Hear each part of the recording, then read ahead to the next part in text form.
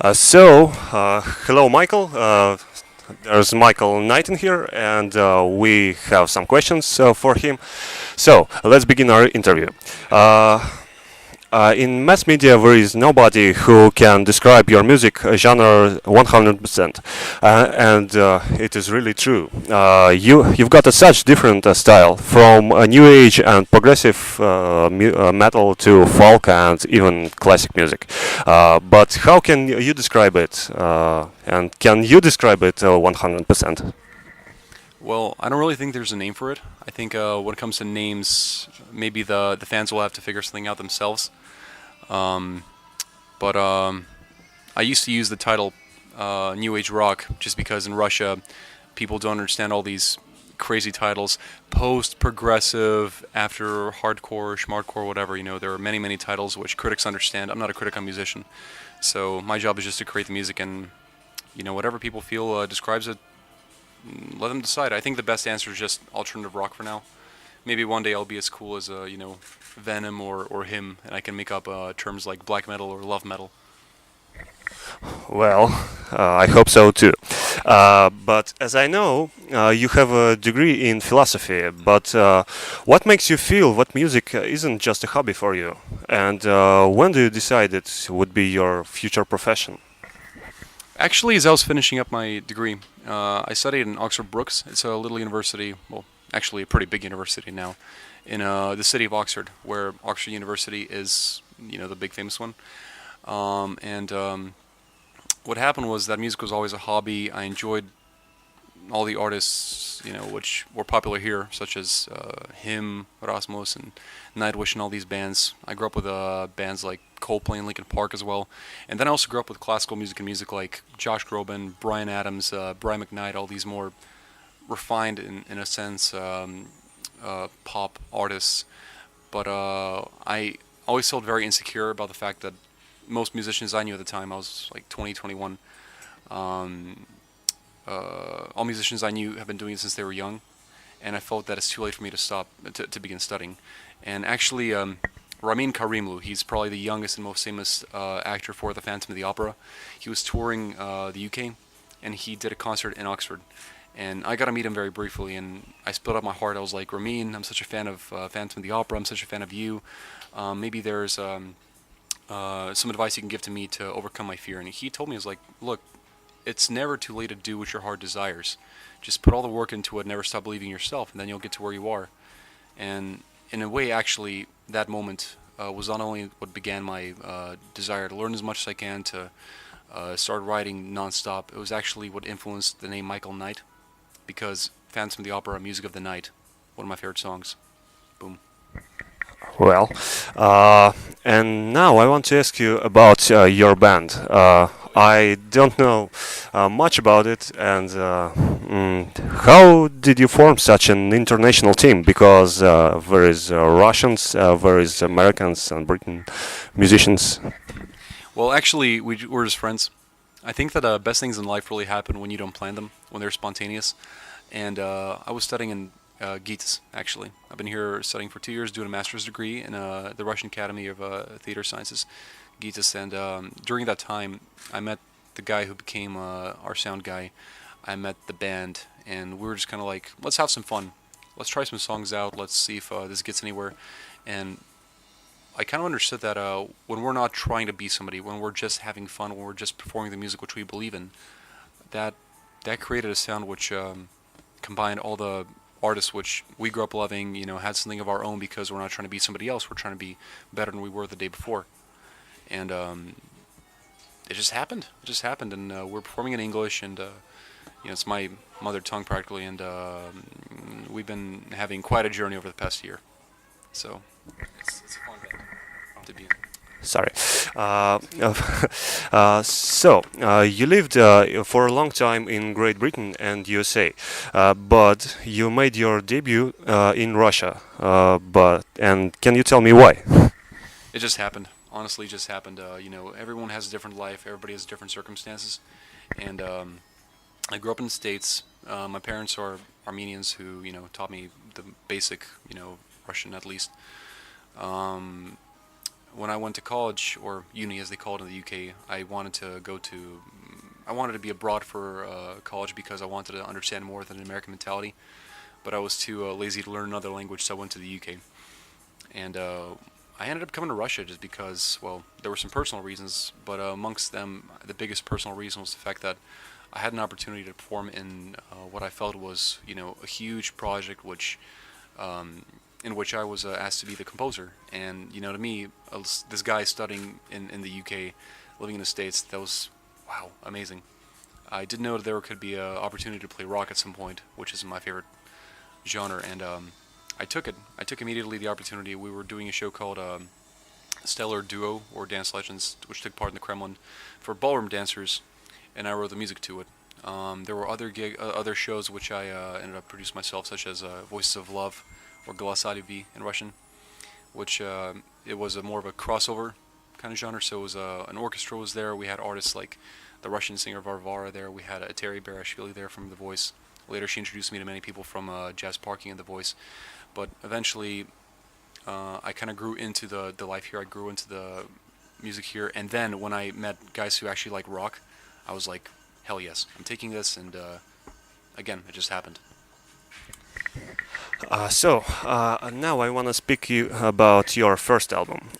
It calls Echoes in the Dark, and I can say it's truly amazing. I can describe it in some words because there is so much emotions, and I can describe all of them.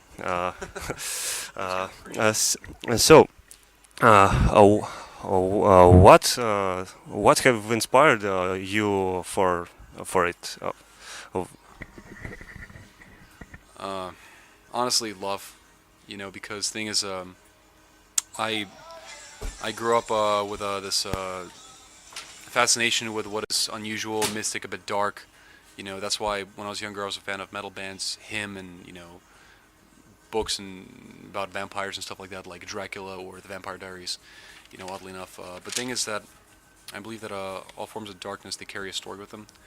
What inspired me, it wasn't actually darkness, it was actually love, beauty, warmth, but there was this attraction to dark, and it's really just a contrast. This contrast made me who I am. For example, like I grew up loving the songs by the band Him, but Him, it's more of in my at least interpretation, I want to share my pain with you. Pain exists, and that's beautiful. It's part of life. Let's celebrate it. I wanted our music to be a bit different because I grew up surrounded by people who are always encouraging, always talking about how much it means to have the strength to find the light and the hope and faith inside your heart to live life the way you want it to be. And I've had some people around me when I was younger who didn't have hope. They were, emo. I mean, it's a really dismissive way to describe them, but some had suicidal tendencies or thoughts, some were depressed, and I found myself in a position where I was sort of standing up for a lot of people, and so I wanted to make this music maybe with the taste in the dark emotions, the more melancholic ones, but with words which are uplifting, because the thing is that no matter how much we are fascinated with one side of life or another, love exists, hope exists, beauty exists, faith exists, and we have to fight for it more than people do in fairy tales. But at the end of the day, it's very much worth it. I want people who listen to our music to believe that, everything they crave is waiting patiently on the other side of fear, like in our song Daylight. I want them to believe that love is a part of who they are. The desire to find somebody who believes in them, who can look at them and see them, it's something which unites all of us. And if we were more aware of this, I think that it would be empowering to a wider variety of people. So I just do what I believe in, and if somebody else can believe in it too, it means the world. So thank you very much for your words. You're welcome. You got a very unique experience of making some duets. As you mentioned, you sing along with Lilita Rotunyan, Varvara, and Terry Bereshvili. But do you remember the most memorable one? The most memorable duet for you? Oh, well, I had duets with Varvara. We were doing a show, The Voices of Love, in the Dom Muziki. And we were doing a final track called Nighttime Divine, which I wrote, and there were 4 people singing. It was me, Ateri, Varvara, and well, different times to different ladies. One time it was a singer from an opera singer from Helican Opera named Karina Flores. Another one was a lady named Maria Masulia. But they weren't recorded duets. I never had a duet recorded with anybody. I think that every duet for me is always a bit stressful because I haven't really, the ones I at least have done were never with a rock singer. So it's always been a bit of, will our worlds come together? But it was always very interesting. With Ateri, I took 2 of her songs and I remade them into rock songs, and she quite enjoyed that actually. And there was one track which I wrote for us to perform, but I felt like it needs to be released maybe a bit later. With Lily, same thing. We performed "I'm Out of Love" by Anastasia in a rock version, and that was, I don't want to say it was particularly special. They're all special, but it was very fun because it's got this groove to it, and in the middle of all this melancholic music, there's this track which makes you want to jump up and dance, and it's always very fun. So that was a cool experience. Okay, and Sorry for the long answer. no, and do you have future plans about some new duets at your future albums or your future shows? Albums definitely. I actually have a couple people in mind. Regarding shows, there isn't anything planned yet. First, I want Michael Найт to be a bit more known as with the music which we perform, with the songs which we write. I'm getting another album ready now, and so we'd like people to grow into Echoes in the Dark first, for more people to know about this album, and for more people to know about the next one coming up. And afterwards, or maybe we can release singles, and then include them later on albums. So we'll see. It's a very spontaneous process, and I'm still deciding whether or not the next album is going to be Echoes in the Dark, just complete, like with more than 7 songs, or if it's going to be 7 more songs, going with our little numerological 777 theme, 3 short albums. Once I decide on this, then I'll have more time to think about duets. And I want to ask you about your band. You played a lot of concerts almost everywhere, from little gigs in clubs to concerts in big halls. And what kind of audience is the most pleasant for you? So, Women. I'm just kidding. Well, it really, honestly, doesn't matter. I mean, their background. What I'm looking for in any audience is the fact that they enjoy the kind of music which we perform. For example, if the person who we are performing for wants to listen to, Philippe Kirkorov, maybe they're not going to like our music, and they're going to think, who are these people? What is this level? Blah, blah, blah, blah. And then I'm going to look at them and think, who are these people? What is this level? That's the funny thing. But if we go to, for example, Stadium Live or Red, our greatest shows, my favorite ones were Bullet for My Valentine, because the kind of music which we're performing, it's the kind of music which people who listen to bands like Bullet for My Valentine seem to enjoy. But then Red was also a great concert, because Red and us, we have a lot in common. Our music is also about love, it's also about pain, it's about overcoming that pain. It's about they sing and they scream as well. So there's just a lot of colors which, albeit different, have a lot in common. And so I think the easiest thing for any artist is when there's an audience which appreciates that kind of music. So that's the best answer I can really give you. and now I think the last question. You're now Only last question? yes. You're now a student again, and as I know, you're studying at Gnesinka now. What Gnesinka can give you for your personally and for your band? Because we all want to know. Will it be a new page of Michael Knight's band or Michael Knight's personally? Well, long story short, I have a couple members, 2 of them, actually 3 of them, who went to Gnesinka, and one of them is still going there, Crowan, the bassist. And I've been hearing about it for a long time, and people have the best things to say about it, and it's really, really fun. I went there, been going there for a couple weeks, and I've had a really enjoyable experience so far. The thing is that the difference between American mentality and Russian mentality when it comes to artists is that in Russian mentality, you need to be a classically trained musician in order to be considered an artist. In the States, I know so many examples of pop artists who are really famous now that couldn't sing at all when they were beginning their journey. I know many people who are self-taught. The band Nirvana, they didn't go into any colleges or any universities. They were in a garage and they sucked. And they kept on doing it until they got very good. And however, I'm interested nonetheless to get a certain education in music because being self-taught is fun and it allows you to put feelings before logic in music, which is one of the most important things. But I'm at the level where any kind of knowledge, any kind of deepening of knowledge regarding how musical theory works, creating themes, it's always very much welcomed. I mean, the band Imagine Dragons, one or more members went to Berkeley University in Boston. Villavallo, the lead singer of him, he went to, and I think he finished, I'm not sure, the Helsinki Conservatory of Jazz and Pop. So, and he's been writing amazing songs. So I think that there's nothing wrong in getting an education regarding music, and I find nothing wrong in this dynamic of being an artist who's already performed a lot, who's going there afterwards. It doesn't scare me at all. It's actually very fun because the kids are great. I love our group very much. There's a singer my age as well. Her name is, she's known as Zoo. It's sort of, she's a hip-hop pop artist, a Russian one, and we sort of became like the mom and dad of the collective, and it's very much an enjoyable experience. That's all I got to say about it. I'm glad I came. So, how do you spend your free time? And do you have a hobby or something? Well, now that I began studying here, my free time's gotten a lot smaller. So I'm basically an old man. I'm at home, or I go to the gym, or I go to restaurants, and boring things. Really, the cool thing about being a musician is that Mark Twain once said, "Do what you love, and you'll never have to work another day."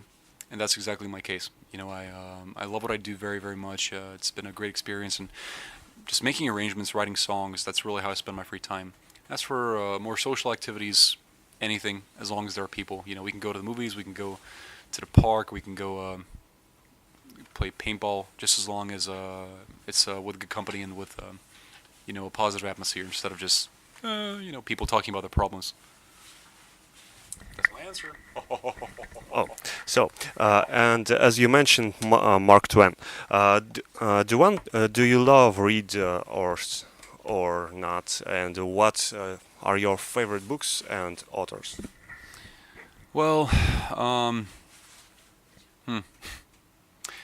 Bram Stoker's Dracula, of course. Mary Shelley's Frankenstein. I've actually been there was name is one book I can't really call. Ayn Rand had a book called Atlas Shrugged. It's more of a economic, political, business sort of direction, but it's very interesting to people who want to, who often think about what goes on in our world aside from the world of art. I'm a fan of John Grisham and his books. I think one of my favorites actually was Bleachers.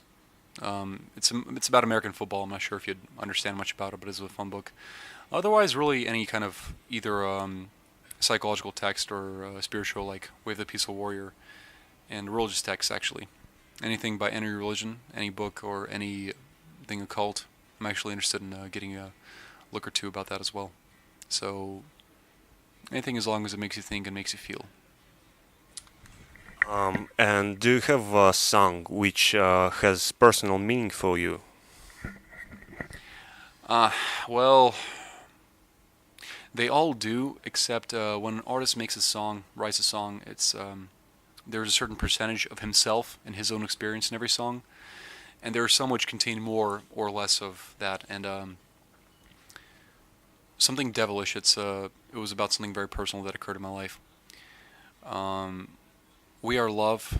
It is sort of more of an observation I made about the world, but it's also a very personal one. And In Your Eyes. The rest, again, they're all my babies, so I like them all the same. But some are more of me trying to have a message. Some are more about me trying to, bring a certain lesson, I guess, to the people who are willing to take that from a song as well. But what was actually me, that was In Your Eyes, that was We Are Love, and that was something devilish. Okay, and do you have a song which represents your band? 100% We Are Love. We Are Love is a song about many things, but I think the best way to describe it is it admits that we have a whole world of people, various backgrounds and various dreams, but the thing is that we're all made of the same thing. As I told you, we're all made of desire to love and be loved. We're all made of desire to find our home, and we all can find that. And I felt that if through our pains and struggles, which we should admit in each other, we were to see that in one another. If I was to look at you and say, you're my brother, you're somebody like me who has a dream, who's been in love, who wants to be in love, who has a certain fear and a certain faith, and has that contrast which inspires them. If we were to recognize that in each other, I think that would make the world a better place. And until our very last concert, that's gonna be me and my band, what we're about. Okay, and soon you will support Poets of Fall in Yota Space. So you're so excited, and what are you expecting of it? Well, first of all, it's a big honor because I'm a really big fan of Poets of the Fall. Poets of the Fall, I think the coolest thing about them is that they're self-produced, so they make this amazing music, and they produce incredibly. Their videos are awesome, but it's all their own personal art, which is amazing. And I think that musically there are a lot of parallels, and I think that in terms of what we're about, there's also a lot of parallels. For example, the song "Carnival of Rust," that's one which is very close to me, and I like the romantic atmosphere in that kind of song. I like the philosophical aspect of it as well. Again, it makes you feel and think, but also makes you rock out, and that's Poets of the Fall, and that's what I think our music is about too. So hopefully, we'll get a reception which we all dream about. But otherwise, I'm just really excited. It's a great band, and it's gonna be a huge honor, and it's gonna be a lot of fun, I think. So hopefully the Poets of the Fall enjoy Moscow. Tervetuloa Moskovaan. I think that's how you say it in Finnish. Welcome to Moscow. So Michael, thank you very much. It is glad to speak with you, and thank you. Thank you. Had a great time. Yeah. Come to our shows. We love you. Oh, sorry. Come to our shows. We love you very, very, very much. Sorry, I had to do that effect thing.